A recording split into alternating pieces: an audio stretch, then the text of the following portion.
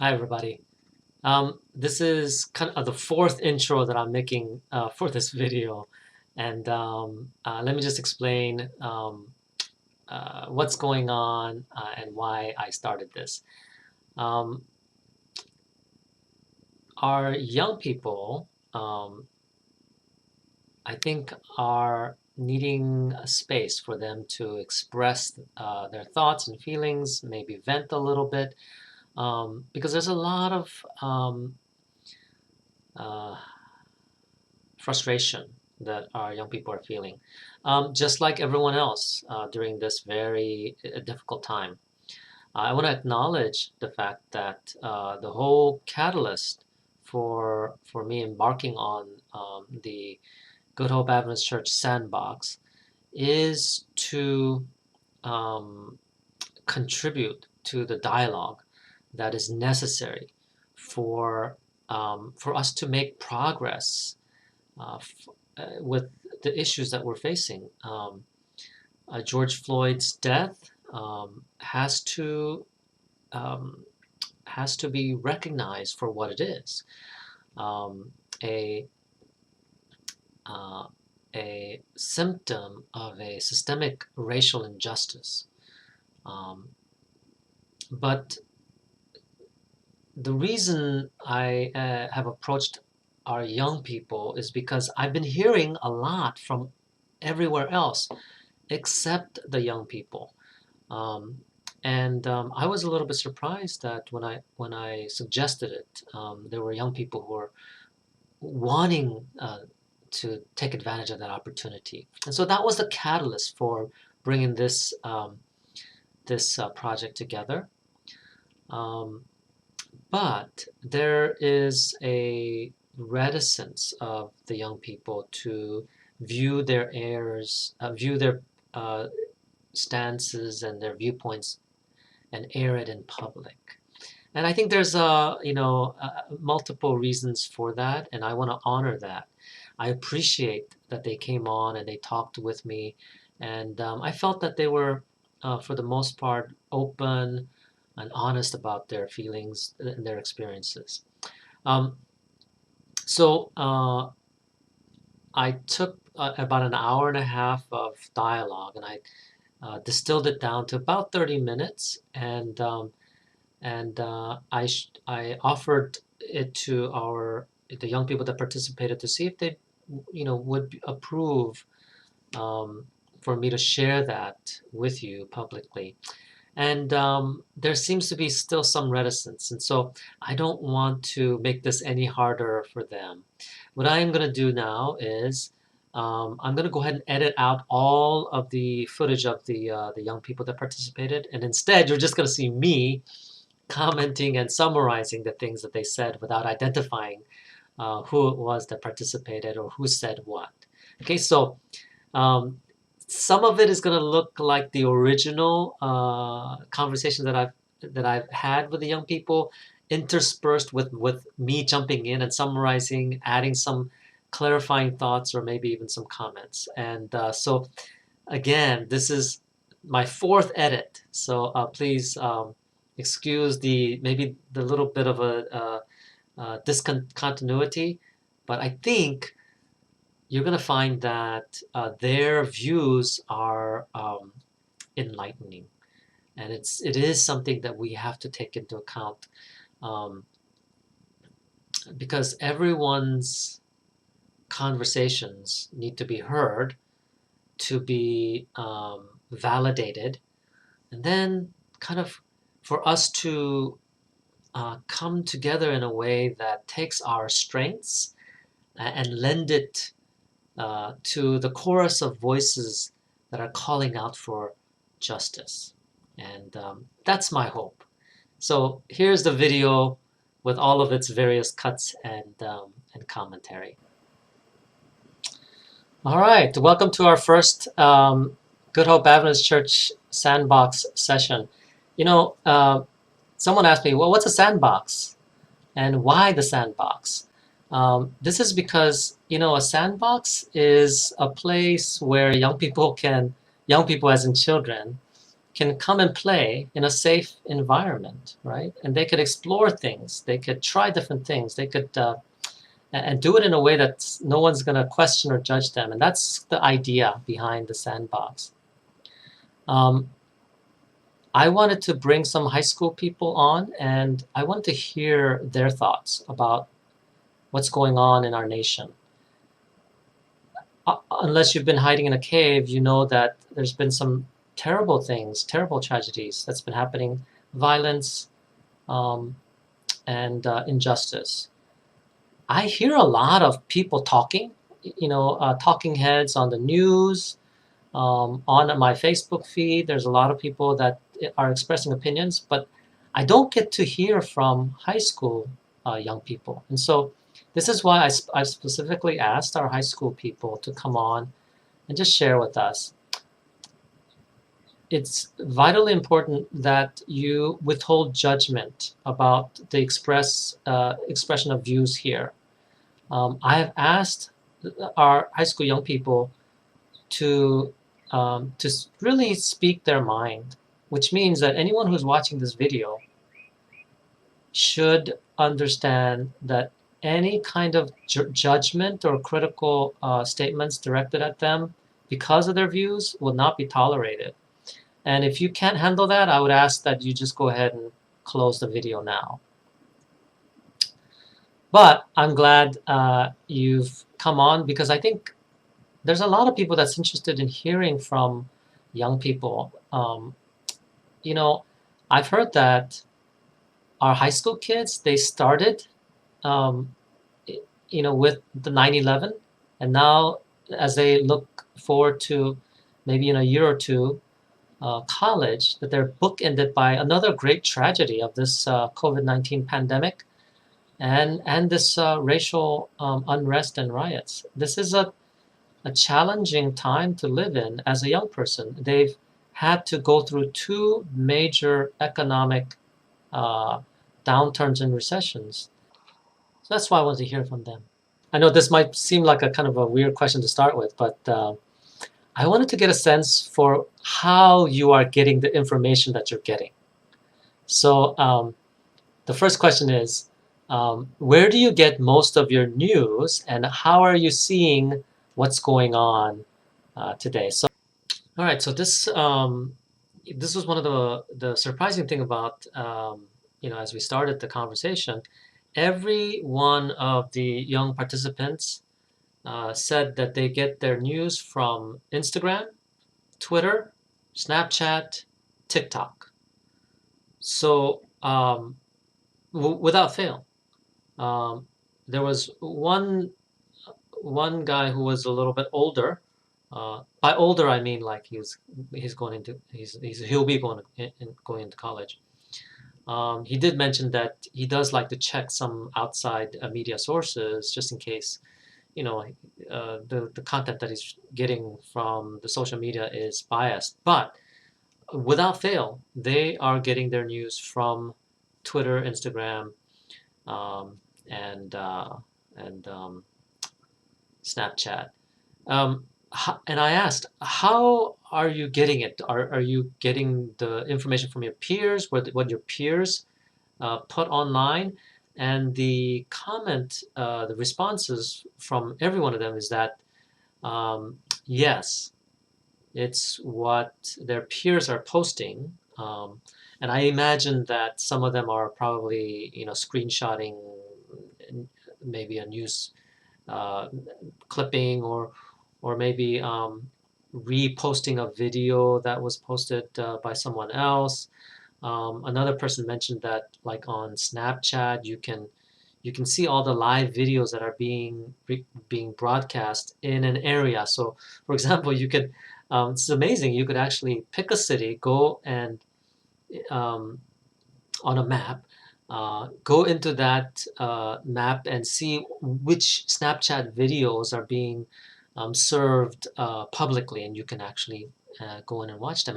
And so they, for the most part, were feeling this is what is actually happening, um, in the places that they are wanting to view.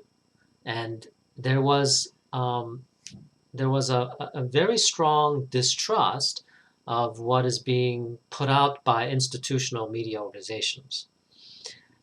We didn't really go into why that is, but I just hearing that most of their information is being peer um, curated. I think that's it's accurate for me to say that. Um, that to me that has profound implications for how we relate to our young people. My next question is, what was the most upsetting thing about what's happening right now? So in those clips, you can see that our young people have a pretty good grasp of some of the issues that are going on. We didn't have time to really go into it in depth, but if I did, I know they could have really expanded on some of the things that were really frustrating them. Whether it's why is it that a modern country, a nation like the United States, still struggle with something so basic as equality of human life. That seems to come out a lot. There's a frustration that um, there is, you know, police brutality, but it's nuanced. Like they understand that, yeah, there's some necessity there for police to, do their jobs and not feel like they're constantly looked over the shoulder or criticized. On the other hand, they're not comfortable with the violence that they're seeing. How does race relations affect you?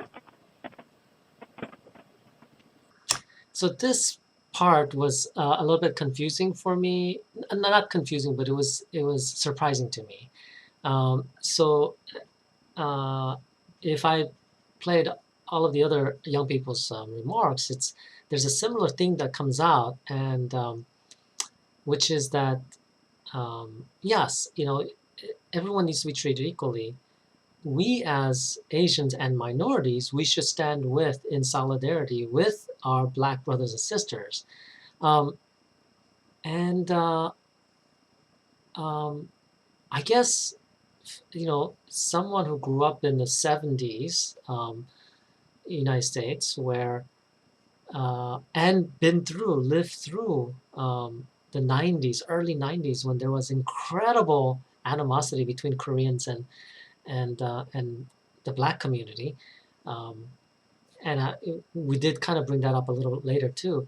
But it's a little surprising to me how readily our young people identify with our the Black population, or the Black, not necessarily co-opting their experience or feeling like that they completely understand, the oppression that they felt, but that they typically, our young people lump themselves together with the minority community, and in this case specifically the Black community, which is a wonderful sign of this deep empathy that our young people are seeing or showing.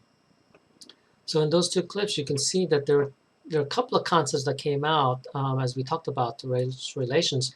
One is our young people acknowledging that there is this thing called Asian privilege. Um, Similar to white privilege, but Asians recognizing that there's uh, some preferential treatment that we get as compared to African Americans or Blacks in America. That's a really interesting concept to me. Uh, I mean, I understand that there's some advantages that we have. I just didn't put it as Asian privilege. The other concept that came out was this, difficult tension with the police, and I got the sense from our young people that in general the police um, have a not so positive view. There's a movement that they told me about, never really new, called ACAB. All cops are bad. Another B word. Um, so there is this, uh, this parallel current that Black Lives Matter and this ACAB movement kind of coexist. They're not in agreement with any violence shown against police, but they recognize the irony, as you heard Alyssa say. It just seems to be ironic that police want to be seen as protectors and servants, but the way they are going about how they're doing it, it undermines their message. It's a wonderful, nuanced understanding from our young people. So a couple of things here. Uh, Went to the um, protest here in Howard County, there on Columbia Mall, and you saw that she went. What I didn't include was that the others also wanted to go, but they couldn't. One, they're too young, they don't have cars, they can't drive themselves, they have to rely on their parents. But understandably, their parents did not want them to go. I was able to really convince you guys to let her go. She had a tremendous experience. I think that's notable. I think our young people would participate in these kinds of show of support and an expression of their stance, uh, if they were capable of doing it. There was also an interesting discussion that I had with one of the young people who felt like their parents didn't quite understand why they wanted to go to these things, and they had to um, really sit down with them and enlighten the parents about these issues. I found that very fascinating. Um, and it's encouraging because there's obviously dialogue going on in their homes. I'm not saying that they must have the perfect, parent-children relationships, but I'm saying these kinds of dialogues are happening, and I'm really encouraged by that. The other thought that came out, and I'm gonna not include that because I think I didn't give them really enough chance to um, really expound on this very challenging uh, topic, which is that Black people have been protesting for so long, and it seems that now we're at a point where only violence gets noticed and heard, and people pay attention. And they were very clear that they're not advocating for violence, but they recognize the unfortunate reality that violence does seem to draw the attention of media and people, right? So not necessarily that violence has to be um, the path toward change.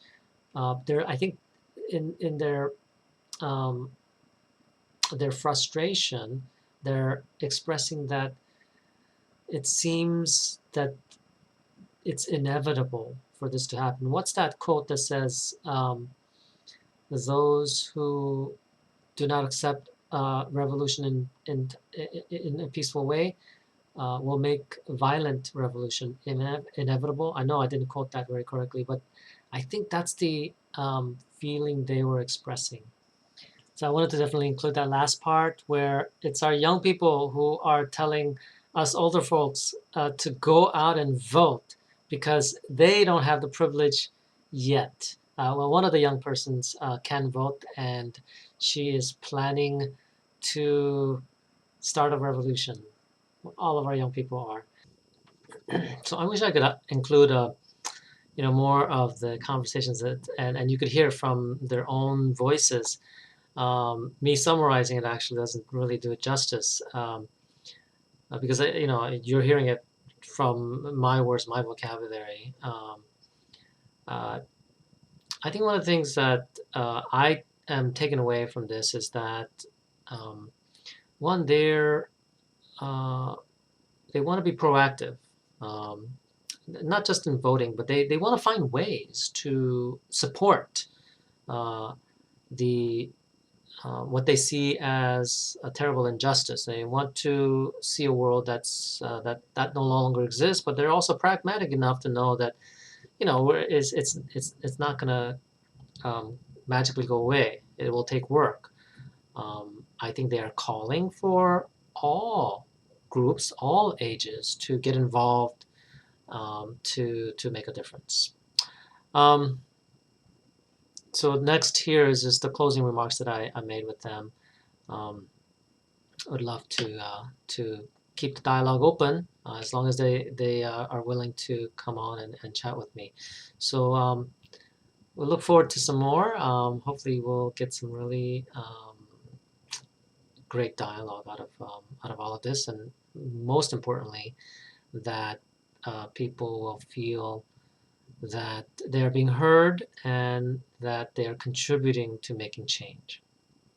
I want to thank all of you guys for coming on, and I know I'd like to do this again, and I don't always get a chance to hear from you, which means maybe your parents are hearing from you, but not everyone in our community get to hear from you guys. And I think this is really important, not only for you to be able to express and feel like at least some people are listening, but also for our community to hear some things that are in on your minds. And uh, I think we can kind of facilitate change by pooling our resources and our ambitions together. So I really, really appreciate you guys coming on. I'll just share, the Bible has tremendous inspiration for change. If you think about uh, the groups in the Bible, the Israelites or the early Christians, they were all oppressed groups. So there's a wealth of material for people to draw from. I would just point to Isaiah 58. It talks about helping the oppressed, the downtrodden. So I encourage you to find more motivation from the Bible. This weekend we have our online worship. You can find it on our Facebook page. And Joe, could you throw up our special speaker? So Timothy Yun is a pastor in California. He's a youth pastor in Glendale. I've asked him to give the sermon this weekend. So he's going to be on. I think he's got a great message. I hope you guys will check it out. All right. Thank you again, everybody. And we'll end the broadcast here.